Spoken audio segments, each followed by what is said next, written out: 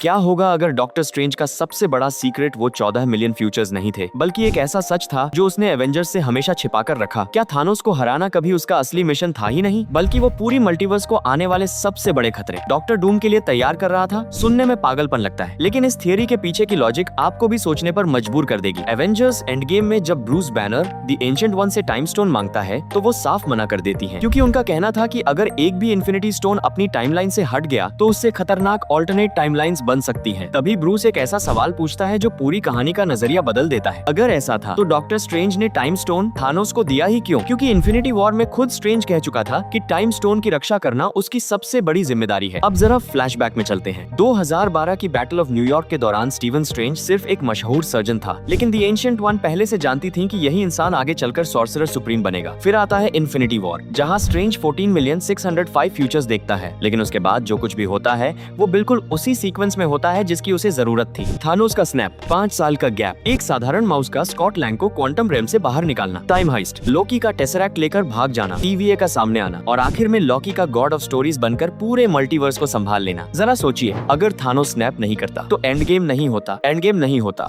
तो Scott Lang वापस नहीं आता, स्कॉट वापस नहीं आता तो टाइम हाइस्ट नहीं होता, और अगर टाइम हाइस्ट नहीं होता तो लोकी कभी मल्टीवर्स का प्रोटेक्टर नहीं बन पाता। यानी जिस हार को अवेंजर्स अपनी सबसे बड़ी फेलियर समझ रहे थे, शायद वही पूरे मल्टीवर्स की सबसे बड़ी विक्ट्री थी। इतना ही नहीं, सिविल वॉर में अवेंजर्स का टूटना, थॉर और हल्क का अर्थ छोड़ देना, यहाँ तक कि नो वे होम में डॉक्टर स्ट्रेंज का पूरी दुनिया की पीटर पार्कर वाली यादें मिटा देना, क्या पता ये सब अलग अलग घटनाएं नहीं बल्कि एक ही मास्टर प्लान के हिस्से हो। फैन थियरी कहती है कि डॉक्टर स्ट्रेंज सिर्फ थानोस को नहीं देख रहा था, वो उससे भी आगे देख रहा था, एक ऐसे फ्यूचर की तरफ जहाँ पूरा मल्टीवर्स तब तक जिंदा रहना चाहिए जब तक एवेंजर्स अपने सबसे खतरनाक दुश्मन डॉक्टर डूम का सामना करने लायक न बन जाएं, और शायद उस मास्टर प्लान का आखिरी पत्ता हमें एवेंजर्स डूम्सडे में देखने को मिले। वैसे दोस्तों, आपकी क्या थियरी है? क्या डॉक्टर स्ट्रेंज ने सच में डॉक्टर डूम के आने का खतरा पहले ही देख लिया था, या फिर ये सब सिर्फ फैंस की बनाई हुई एक माइंड ब्लोइंग थियरी है? कमेंट करके अपनी थियरी जरूर बताना।